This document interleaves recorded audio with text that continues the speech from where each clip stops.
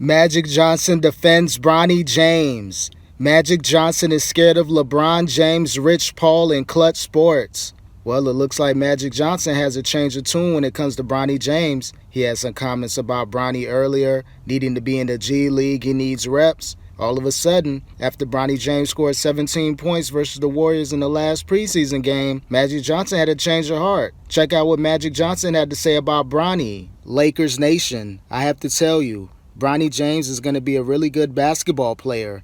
Last night, he showed he has a few things you simply can't teach. High basketball IQ, athleticism, and a competitive spirit that makes him a tenacious defender. I believe after a lot of hard work this season, he'll definitely be in the Lakers rotation and playing heavy minutes. And he continued, basketball fans, Bronny James is in good hands with the Lakers, who are great with developing talent. Two names that I can name recently that I've seen firsthand are Alex Caruso and Austin Reeves, who are both starters in the league today. Bronny will be next. Then some people question about Quincy Olivari not getting that roster spot on the Lakers, and this is what Magic had to say. I watched Quincy Olivari's interview after his 22-point performance last night, where he cried after talking about meeting and talking to his hero, Steph Curry, mentioning how he used to sleep in his jersey every night. It was powerful, and it truly touched me. Everybody should go watch it back when they get a chance. Larry and I often get credited for helping change the game, but Steph Curry, LeBron James, Kevin Durant have been instrumental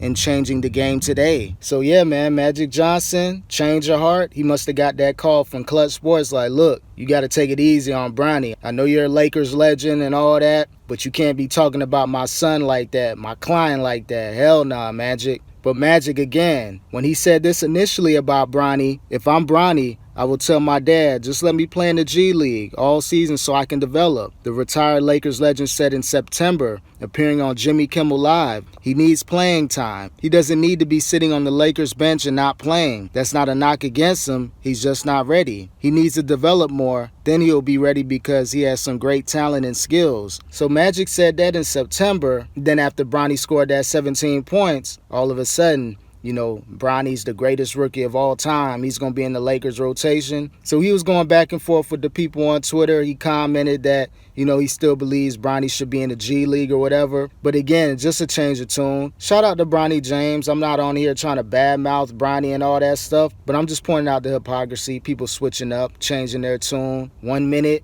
Bronny isn't ready. Then he scores 17 points, but they lose by 60.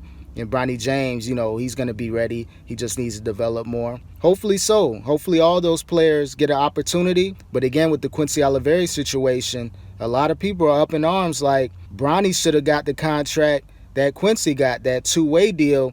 Quincy should have got that 4-year, $7-8 million guaranteed contract with the Lakers. But it's a lot of politics involved. Magic Johnson, he fed into it. And now he's taking a step back like, look, you know, I can't go against Bronny. Everybody that counts is with Bronny. LeBron, Rich Paul, Clutch Sports, Jeanie Buss, JJ, the Lakers organization. If they're pro Bronny, I can't be the one going against them. That's just not going to work. So again, man, Magic, it is what it is, man. I know you got that call from Clutch. Just be real about it. Just let people know, like, look, man, LeBron called me. He told me to take it easy on Bronny. I'm not going to stand on business all the way. Yeah, he needs to develop more, but he's going to be ready. We've seen what happened with Alex Caruso and Austin Reeves. They're starters, they're in the rotation, and they have some solid NBA careers, which is true. The Lakers can develop talent, but it's all about the talent that you let get away. You're letting Quincy get away somewhat, even though he got that two-way contract, which is good, but the Lakers own his rights. So in my opinion, the Lakers are like, well, if we can't play him and add him to the roster,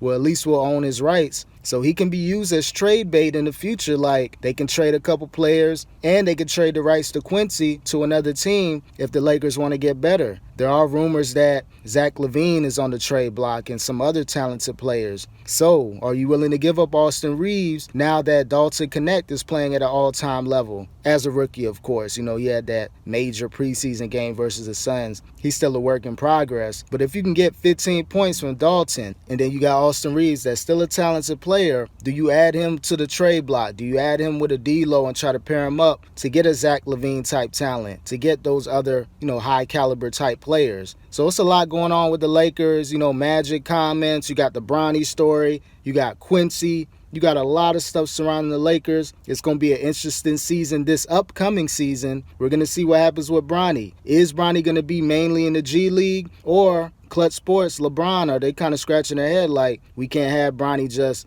being in that G-League long term, because if his confidence in the preseasons were low, what's going to happen with his confidence in the G-League? I don't think that's a good idea long term. Maybe he gets some run, let him break a sweat here and there, let him kind of lead the G-League team, see if they can develop him more on the offensive end. He showed some flashes that he can at least dribble the ball when he wants to, but he has to keep that aggressiveness. You can't have a 6'2", 200-pound, non-positionalist player. He has to be a point guard. That's the only way he's going to survive in the NBA. Yeah, he can stay afloat off LeBron James' name, but if you're Bronny, man, be aggressive. Take the ball up the court. You don't got to hand it off after you get a rebound to the other player that can't even dribble the ball better than you. So I don't understand that, and I think that's where you get the confidence factor. Maybe this was Bronny James' breakout game to have a solid NBA career, or it was an anomaly, just that one-and-done type game to where he's going to go back to averaging 2 to 3 points per game, shooting a few shots, and standing in the corner and, waiting for the ball to get to him. Who knows with Bronny James? Who knows with this Lakers team? It's going to be an exciting season as far as being a content creator and covering the Los Angeles Lakers. Like, subscribe, comment. What do you think about Magic Johnson showing love to Bronny James? I want to know your thoughts about this. Like, subscribe, comment. Peace.